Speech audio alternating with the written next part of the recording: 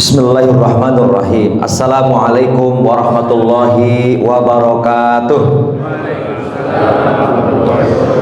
Alhamdulillahirabbil alamin. Hamdan syakirin, hamdan na'imin, hamdan yuwafi ni'amahu wa yukafi'u mazida. Asyhadu an la ilaha illallah wahdahu la syarikalah wa asyhadu anna Muhammadan abduhu wa rasuluhu nabiyya ba'dah. Allahumma shalli wa sallim wa barik ala sayyidina Muhammadin wa ala alihi wa ashabihi ajma'in wa ba'du. Usini wa nafsi wa iyyakum bittaqwallah. Ittaqullaha haqqa tuqatih wa la tamutunna illa wa antum muslimun. Masyarul muslimin wa jumhurul mukminin, alim ulama, para kiai, para ajengan, para satid, para muallim, ayah bunda, abang kakak semuanya yang dirahmati Allah Subhanahu wa taala, segenap pengurus Masjid Al-Ittihad, DKM dan seluruhnya, kemudian juga Dewan Masjid Indonesia yang hadir dan para aparat, para pejabat yang hadir di sini yang tidak disebut satu persatu nama dan gelarnya. Mudah-mudahan Allah rahmati kita semuanya. Amin Allahumma amin. Salawat dan salam semoga tetap tercurah kepada baginda yang mulia Muhammad sallallahu alaihi wa alihi wasallam. Sebelum kita melanjutkan kajian kita, marilah kita hadiahkan terlebih dahulu Al-Fatihah yang terbaik buat orang-orang yang kita cintai, khususnya buat ayah bunda kita, baik yang masih ada maupun yang sudah tidak ada, kepada istri, suami, anak-anak, cucu keturunan, abang, kakak, semuanya, baik yang masih ada maupun yang sudah tidak ada. Kita hadiahkan juga Al-Fatihah buat guru-guru kita, buat para ulama, para masyayikh, para kiai, guru-guru kita yang telah mengajari kita, yang telah menunjukkan kebaikan kepada kita semuanya, dan seluruh orang yang telah berbuat baik kepada kita. Juga kita doakan untuk mereka yang telah berkontribusi berdirinya Masjid Mega Al-Ittihad ini dan yang memakmurkannya dari pertama didirikan sampai nanti hari kiamat, ila hadratin Nabi Mustafa Muhammadin sallallahu alaihi wa alihi wasallam wa li azwaji wa dzurriyyati wa ali baitihi wa ila jami ashabi wa tabi'in wa tabi'in wa tabi'in bi ihsan ila yaumiddin wa ila jami min abaina wa mahatina wa ajri wajidatin wa amina wa amatina wa akhina wa ukhtina wa masyaihina wa asatiduna wa habaibuna wa ulamauna wa muallimina wa talabatina wa talibatina wa waliman ahsana ilaina asyhadulahumul Fatihah.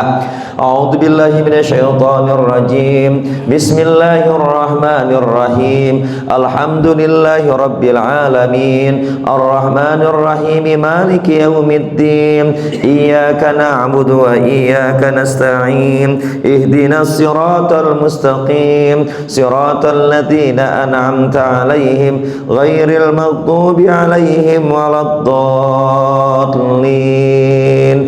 Amin.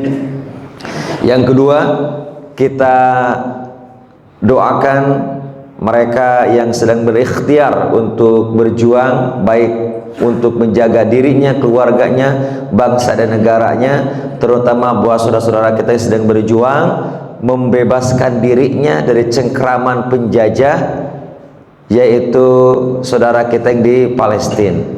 Tadi sudah didoakan terus sama imam, baik di kunut nazilah maupun di doa.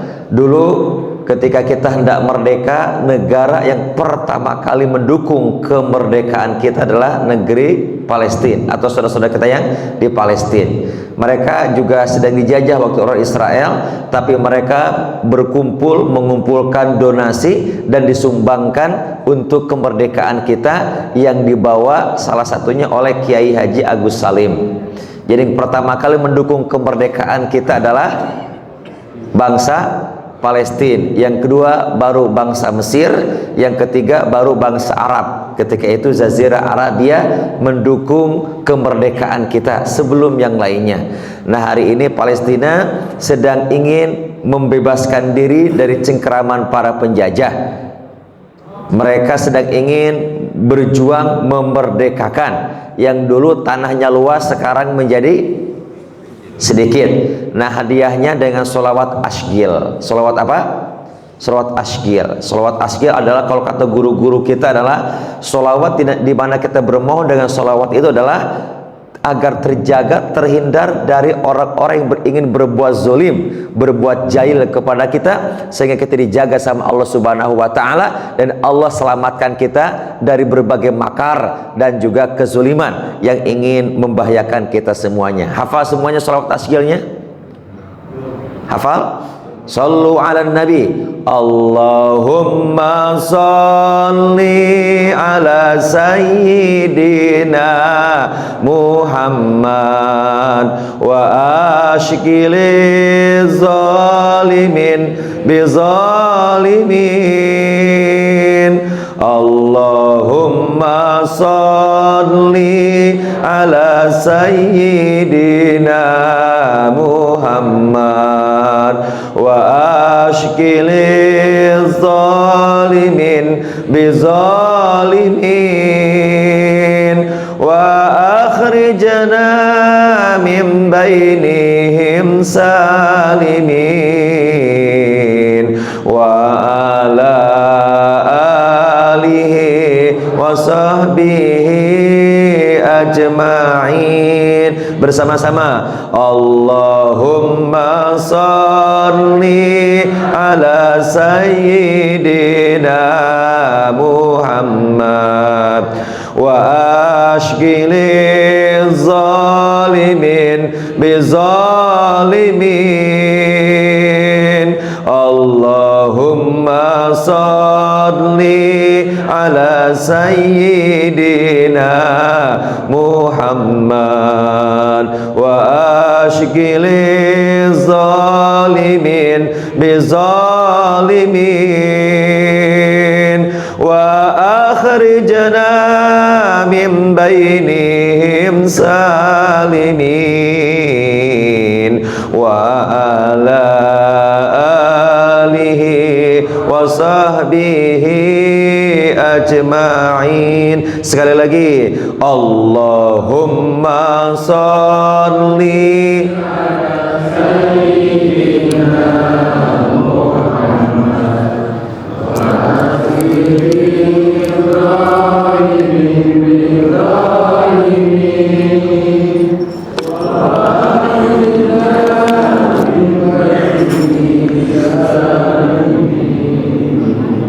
wa ala alihi wa sahbihi ajma'in. Allahumma sholli ala sayyidina Muhammad.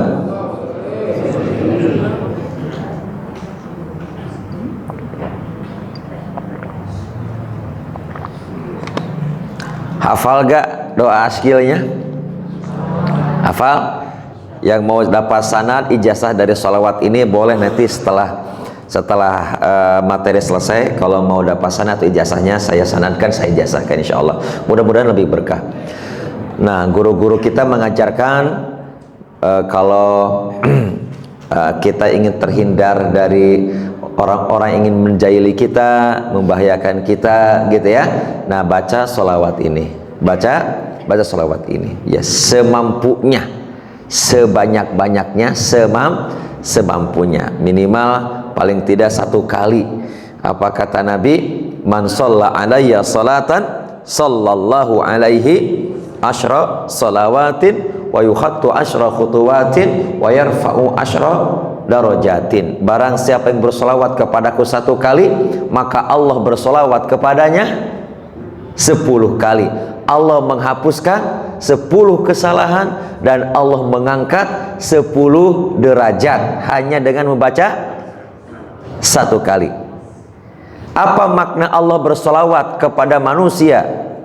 Sebagaimana firman Allah, innallaha wa malaikatahu yusalluna 'alan nabi. Sesungguhnya Allah dan para malaikat bersolawat kepada Nabi. Ya ayyuhalladzina amanu sallu alaihi wasallimu taslima. Wahai orang-orang yang beriman, hendaklah engkau bersolawat dan bersalam kepada Nabi. Ini perintah dari Allah. Sallu, perintah dari Allah. Kata para ulama bahwa kullu amrin yadulu alal wajib, setiap perintah menunjukkan kepada wajib. Kalau ulama fikih menyebutkan kaidah-kaidah wajib, jika ada yang pertama perintahnya, yang kedua ada isi perintah, yang ketiga ada objek perintah, yang keempat ada keutamaan jika melaksanakan perintah, dan yang kelima jika ada ancaman jika tidak melakukannya. Jika lengkap kelimanya, maka ini statusnya wajib. Jika ada perintah, isi perintah, objek perintah, ada keutamaan perintah, namun tidak ada ancaman ketika tidak meninggalkan, maka statusnya sunnah. Jika ada perintah, nggak disebutin keutamaannya dan nggak ada ancaman, maka disebutnya mubah. Jika ada ancaman atau larangan melakukan sesuatu, ada kalimat larangannya, ada isi larangan, ada objek yang dilarang, dan ada ancaman saat melakukan larangan, dan ada keutamaan saat meninggalkan larangan, maka disebut apa? Haram. Ini tingkatan-tingkatannya. Sekarang, ada gak perintah bersolawat? Ada gak perintah bersolawat? Ada, melalui Al-Quran. Ada gak contoh isi solawatnya dari Nabi? Ada? Siapa yang disuruh bersolawat? Ya ayyuhalladzina siapa? Semua orang yang beriman. Kepada siapa kita bersolawat? Kepada Nabi. Ada gak keutamaan bersolawat? Tadi sudah disebutkan hadisnya. Ada gak ancaman kalau kita tidak bersolawat saat disebut nama Nabi Muhammad SAW? Ada gak? Ada gak? Ada gak? Biasanya ini hadis dibawakan saat menjelang Ramadan. 3 doa Jibril yang diaminkan oleh Rasulullah SAW. Saat Nabi mau naik ke atas mimbar, saat naik ke tangga, Nabi berhenti, Nabi angkat kedua tangan bilang amin. Naik tangga berikutnya, Nabi berhenti, angkat kedua tangan bilang amin. Naik tangga berikutnya, Nabi terhenti, angkat kedua tangan bilang amin. Berapa kali bilang aminnya?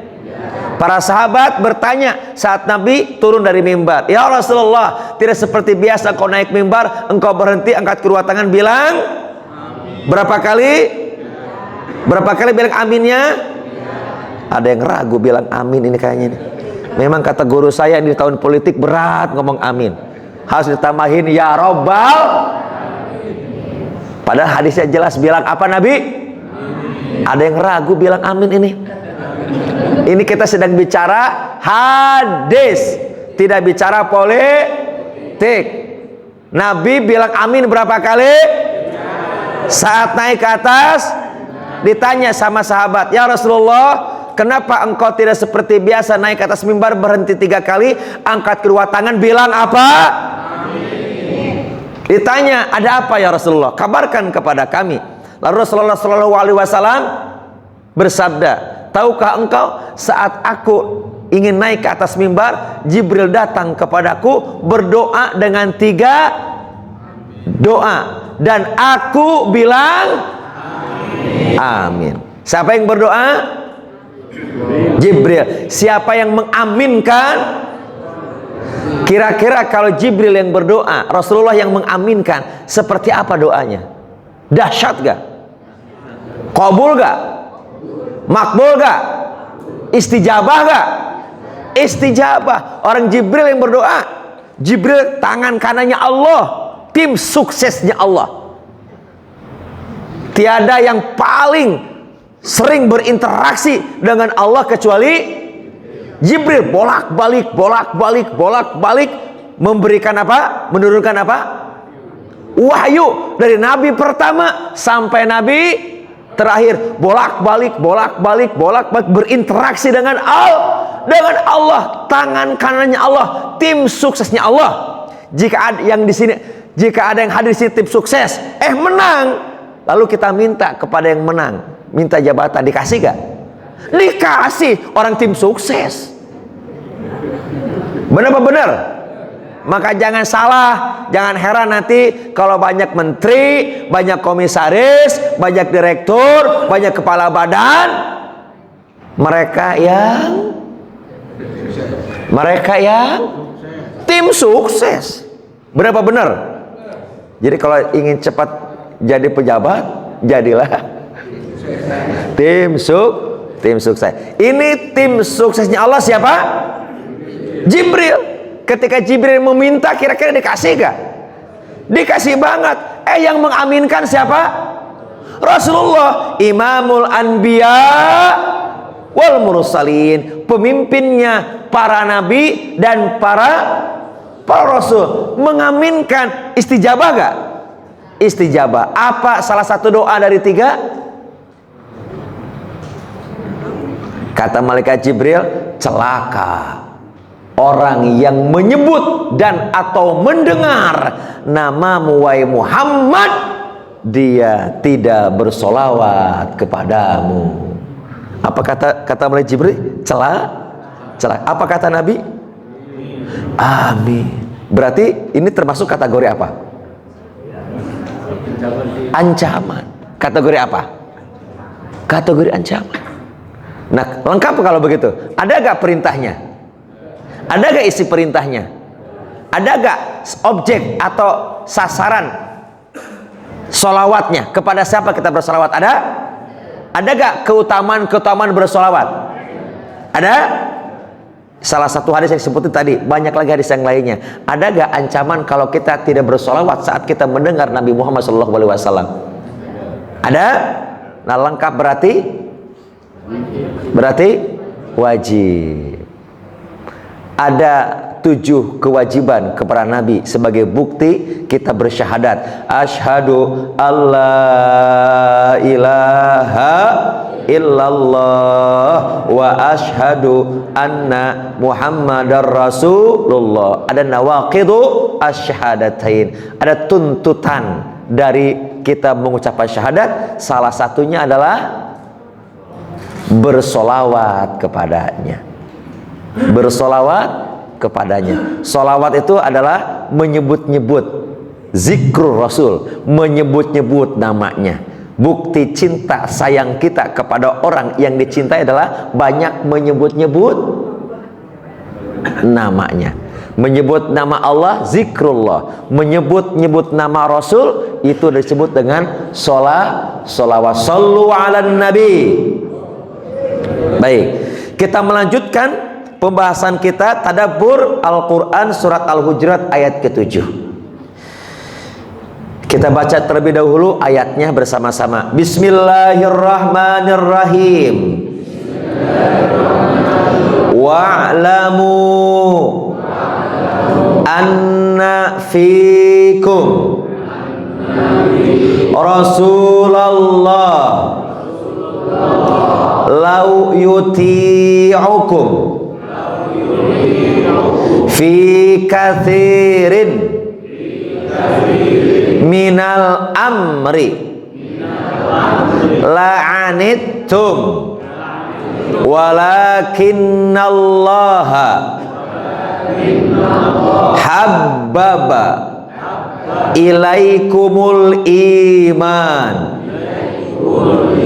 wa zayyanahu fi qulubikum wa karraha ilaikumul kufra wal fusuqa wal isyan ulaika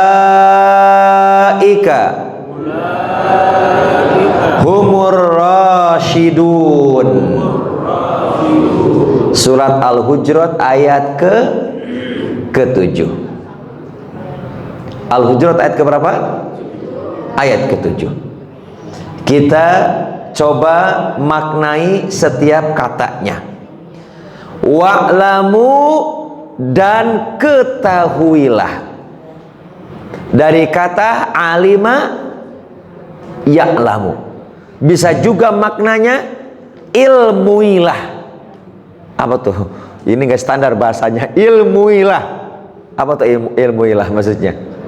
Milikilah ilmu. Ini menggunakan kalimat perintah kepada orang banyak, jamak. Wa'lamu, kalau tunggal i'lam. Ini menggunakan jamak. I'lamu maknanya wahai manusia, wahai hamba-hamba Allah, wahai umat Muhammad, milikilah ilmu, pengetahuan tentang apa? Jadi ilmuilah, fahamilah, ketahuilah.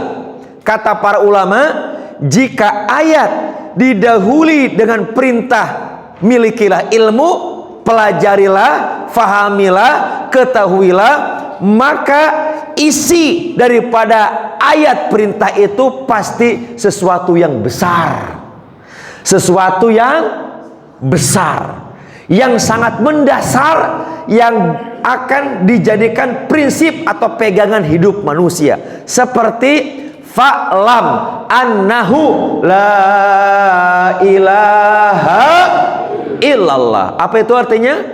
Fa'lam, milikilah ilmu, ketahuilah, fahamilah, annahu, bahwa sesungguhnya la ilaha illallah, tiada Tuhan yang berhak kita sembah kecuali Allah. Karena didahului dengan kalimat i'lam, maka ketahui isi daripada i'lamnya sesuatu yang amat sangat prinsip, mendasar, dahsyat, harus kita ketahui sebagai pegangan hidup. Di sini pun demikian. Wa'lamu, milikilah ilmu wahai manusia, anna, sesungguhnya, menggunakan harfu taukid, sebenar-benarnya, sesungguhnya, fikum, di tengah-tengah kalian, di dalam lingkungan kalian, Rasulullah, ada utusan Allah.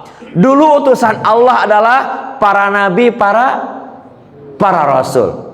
Setelah para nabi, para rasul tidak ada, maka diganti dengan para sahabat. Lalu para sahabat, zaman sahabat hilang, diganti dengan tabi'in. Zaman tabi'in selesai, diganti dengan tabi'ut tabi'in. Apakah zaman tabi'ut tabi'in selesai? Sudah selesai menurut para ulama. Lalu diganti dengan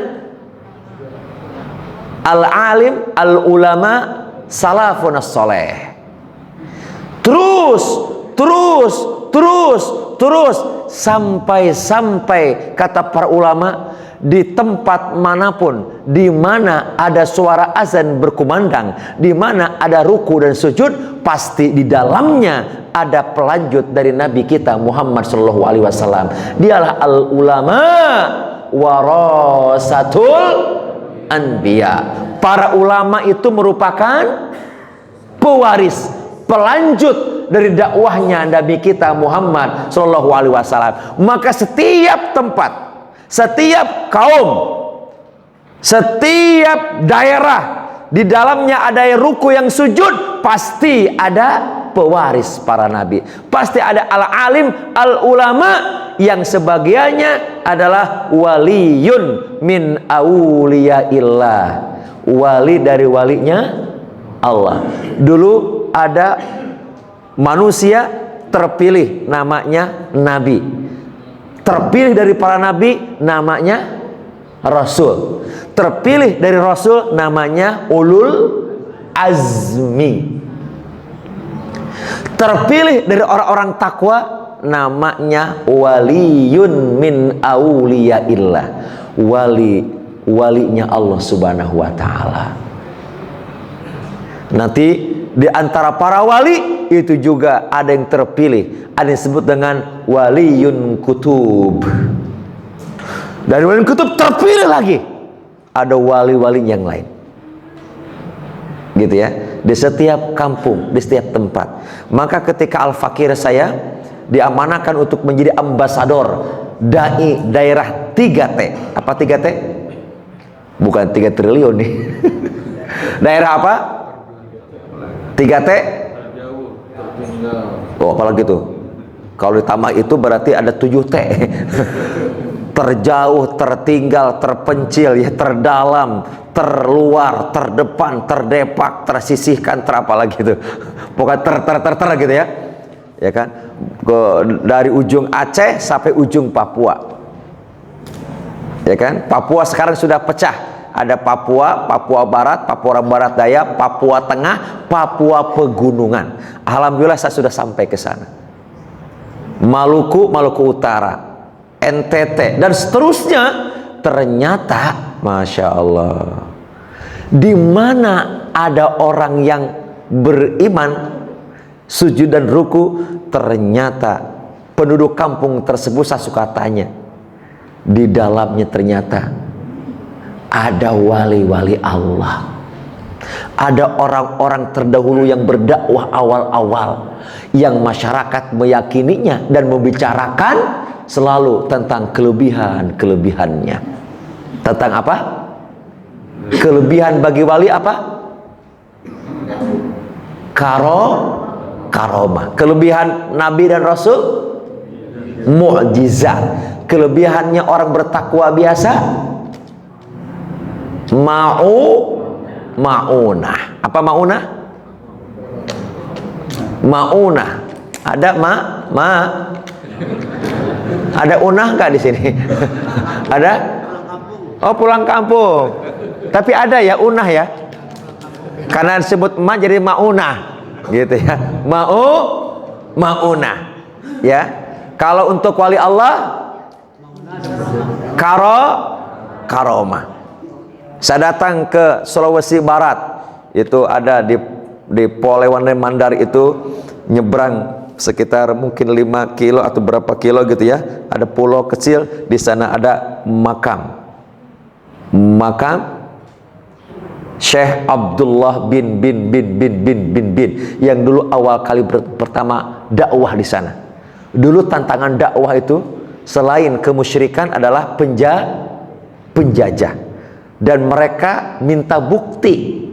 Nah, akhirnya berdoalah orang al-alim ad-da'iya ilallah itu adalah berdoa agar dibuktikan di hadapan mereka, sehingga mereka itu beriman kepada Allah.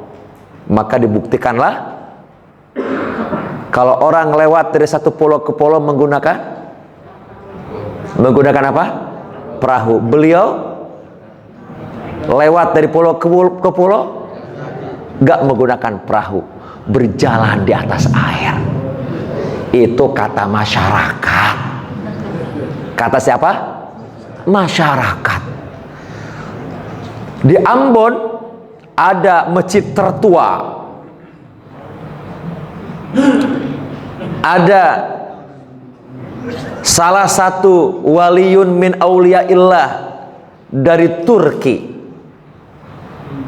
Dia tinggal di atas pegunungan sebagai pusat pergerakan untuk menghalau POC Portugis ketika itu. Pertempuran sering terjadi sampai Portugis atau sampai Belanda datang, dan akhirnya dicari tahu siapa biangnya. Ternyata biang keroknya ada di ujung, di atas gunung. Maka dibuatlah strategi untuk menghancurkan pusat strategi, yaitu masjid kecil sebagai pusat pergerakan. Mau dihancurkan, berangkatlah Belanda ke atas puncak.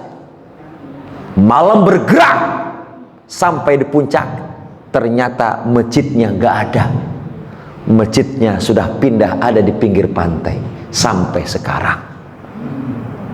Saya sudah ke sana dan diteliti oleh salah satu profesor dari LIPI.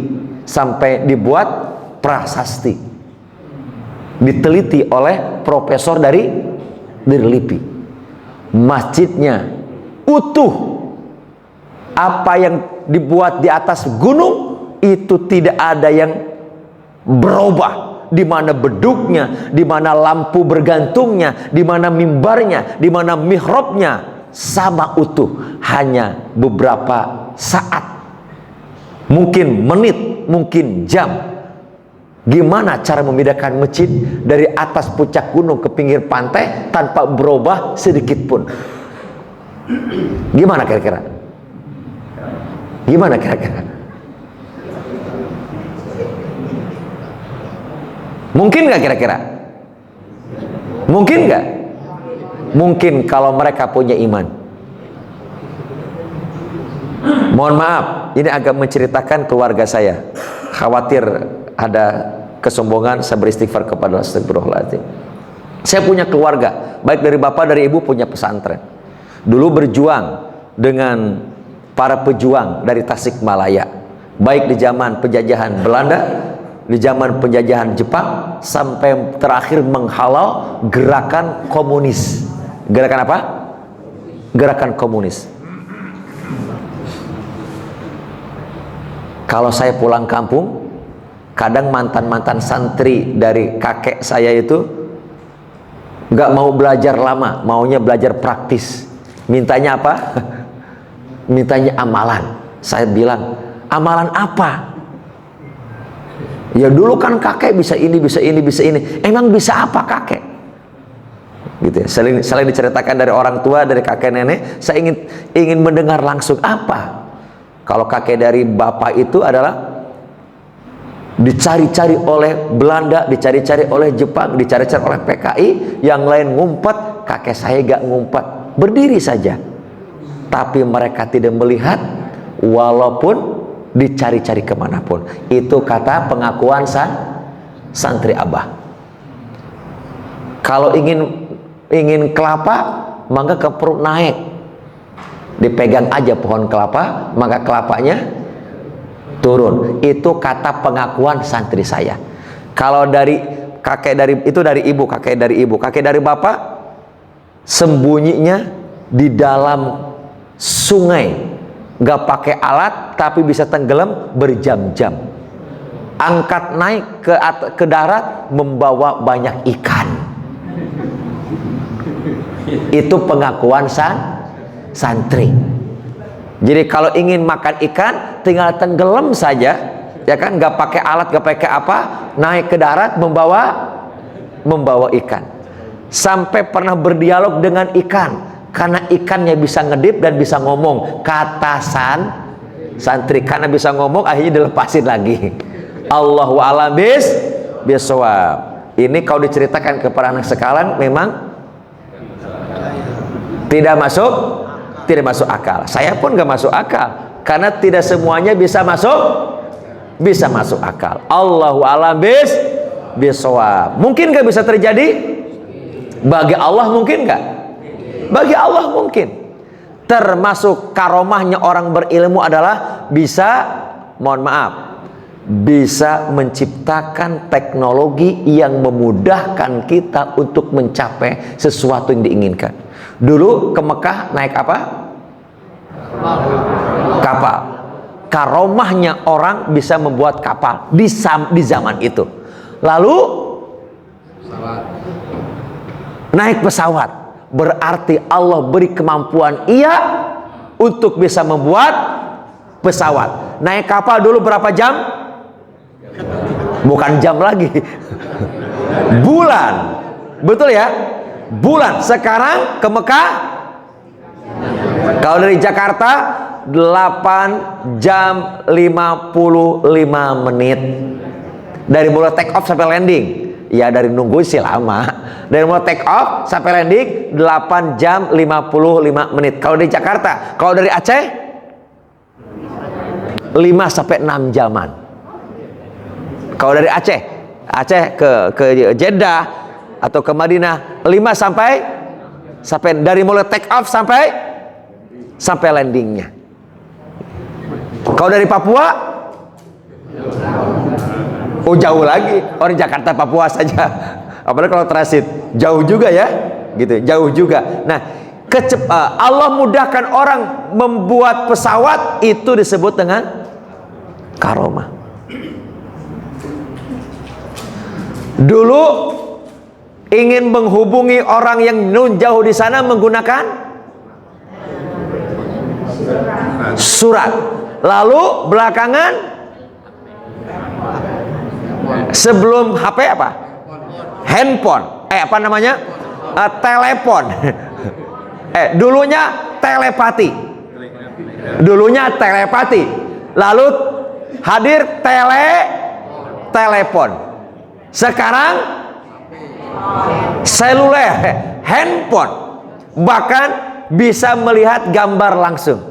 Ini bentuk-bentuk karomah. Bentuk apa? Bentuk-bentuk karomah. Gitu ya. Jika mereka yang beriman, karomah maksudnya. Jika mereka beriman, karomah. Siapa yang pertama kali menemukan pesawat? Ternyata bukan orang Barat, orang Islam. Yang menemukan matematik pertama, orang Islam. Yang menemukan ilmu astronomi, ilmu falak, hitung-hitungan ke bulan, ke antariksa, orang Islam. Yang menemukan ilmu kedokteran, orang Islam. Yang menemukan pertama kali ilmu tentang operasi bedah, orang Islam. Yang pertama kali menemukan ilmu pengairan irigasi, orang Islam. Yang pertama kali menemukan fisika, kimia, orang Islam. Yang pertama kali menemukan ilmu biologi, orang Islam. Yang pertama kali menemukan ilmu pemerintahan, orang Islam. Yang pertama kali menemukan ilmu perbankan, akuntansi, orang Islam. Orang Barat hanya nyadur, niru dan nyolong. Mereka mengambil saat Barat itu mengalami kegelapan, umat Islam sedang bersinar, mereka belajar, ada yang nyolong, ada yang menerjemahkan. Setelah itu mereka membakar hampir semua perpustakaan di Baghdad ketika itu. Dia menerjemahkan dan seolah itu dari mereka, padahal semuanya dari mana? Dari Islam. Sudah ada tayangannya.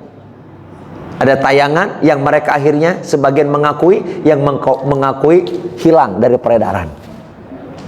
Hilang dari mana? Dari peredaran.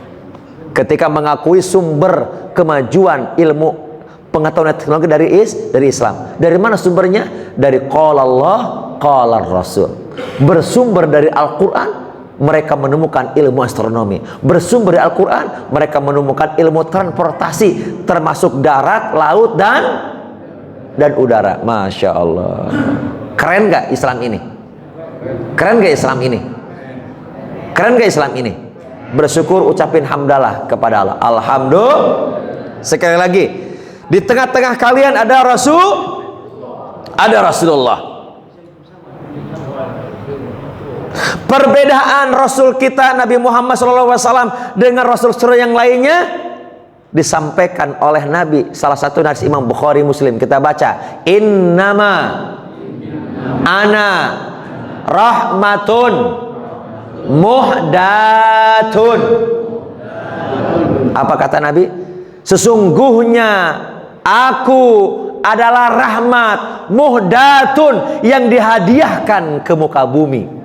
Turunlah ayat, wa ma arsalnaka illa rahmatan lil alamin. Sungguh aku diutus oleh Allah untuk menebarkan rahmat untuk semesta.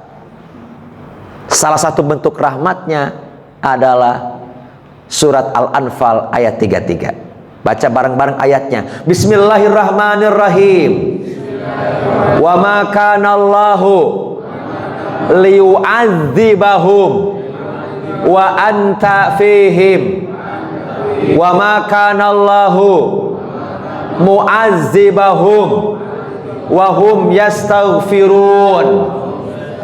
Apa kata Allah? Sesungguhnya Allah tidak akan memberikan musibah, azab, siksa kepada manusia, wa anta fihim, kata Allah, ketika engkau Muhammad sallallahu alaihi wasallam masih ada di tengah-tengah umat manusia. Inilah perbedaannya umat Nabi Muhammad dengan sebelum Nabi Muhammad. Sebelum Nabi Muhammad, umat ketika berdosa diapain? Bermaksiat diapain? Hancurkan, musnahkan. Tapi tidak untuk umatnya Nabi Muhammad. Sallu ala Nabi. Jadi Nabi itu adalah rahmat. Salah satunya, mohon maaf kalau kata orang Jawa, tolak bala. Apa tolak bala? Ya penolak bala. Apakah Nabi Muhammad sekarang masih ada? Fisiknya sudah tidak ada. Tapi barang siapa yang tetap masih merasakan Nabi Muhammad di hati, di keluarga, di masyarakat, di organisasi, di negara, di daerah, dimanapun berada, maka ia tetap akan menjadi tolak bala. Jika orang sudah jauh dari sunnah Nabi, ajaran Nabi, akhlak Nabi, adab Nabi sudah tidak diindahkan lagi, siap-siaplah pintu tolak balanya hilang. Walaupun tinggal satu, wa ma kana Allahu mu'azzibahum wa hum yastaghfirun. Apa yang kedua tolak balanya? Barang siapa yang masih banyak yang beristighfar, bertaubatan nasuha, maka Allah akan jaga dari musibah. Bapak Ibu hadirin sekalian, bisa jadi negara kita tetap tenang, aman ini karena masih banyak orang yang membaca istighfar. Apa kata Allah? Jika engkau ingin diberikan turun air hujan, perbanyak istighfar. Siapa yang ingin ditumbuhkan tumbuh-tumbuhan berbuah dengan lebat dan bermanfaat, banyaklah istighfar. Siapa yang ingin punya anak cucu keturunan, istighfar. Yang mudah ingin dapat jodoh cucu dan keturunan, istighfar. Siapa yang ingin, kalau tadi adalah buah-buahan, mungkin bekerja menghasilkan untung, ya kan, ikhtiar menghasilkan kebaikan, maka perbanyak istighfar. Jika kita sedang mengalami kesulitan, maka perbanyak istighfar. Istighfar bersama-sama. Astaghfirullah Rabbal baraya, astaghfirullah minal khotoya. Bersama-sama.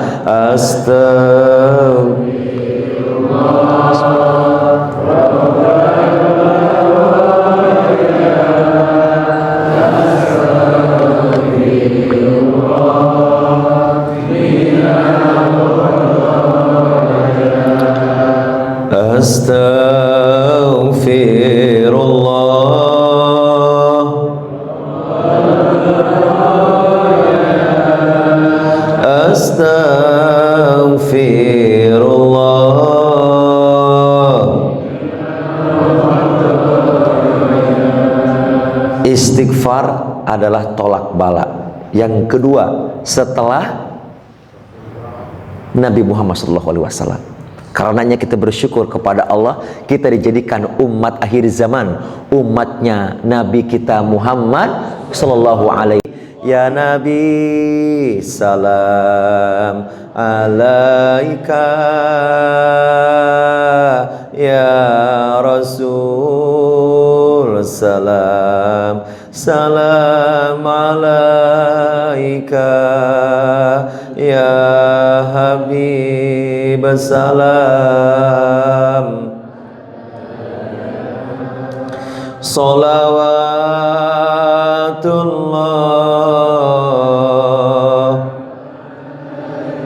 Bersama-sama, ya Nabi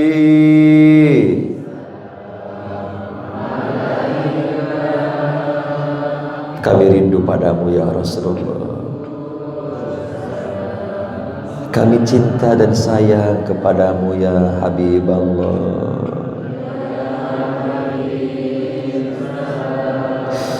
Sungguh kami belum pernah melihat wajahmu dan tidak sejaman denganmu. Tapi kami sungguh beriman kepadamu dan juga mencintaimu.